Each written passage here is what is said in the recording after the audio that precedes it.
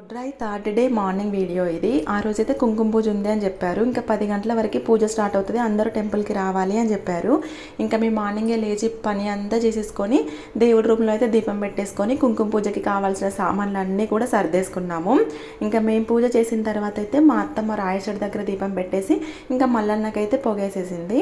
ఇంకా మా ఇంట్లో ఆ రోజైతే ఫుల్ లగేజ్లు ఉన్నాయన్నమాట. సో ఇంకా కొత్త బట్టలు అన్నీ కూడా మేము దేవుడి రూమ్లో నీట్గా సర్దేసుకున్నాము. ఇంకా కుంకుమ పూజ అయ్యి ఇంటికి వచ్చేసరికి లేట్ అవుతుంది అనేసి ఇంకా టైం ఉంది కదా అనేసి మేమైతే వంట ప్రిపేర్ చేసుకొని పూజకి వెళ్ళినాము. ఇంకా మా తోటికోడలు అయితే నాకు కూరగాయలన్నీ కట్ చేసి ఇస్తే నేనైతే సాంబార్ వండేసిన. వంట కంప్లీట్ అయిపోయిన తర్వాత మళ్ళీ ఫ్రెష్గా రెడీ అయినాము. ఎందుకంటే ఆ రోజు వెదర్ చల్లగానే ఉంది, కాకపోతే తెలియని ఉడకపోతా అనమాట. ఆ వేడికి నిజంగా తట్టుకోలేకపోయినాం, ఫుల్ చెమట్లు గారినాయి. ఇంకా అందుకే అందరం మళ్ళీ ఫ్రెష్గా రెడీ అయినాము.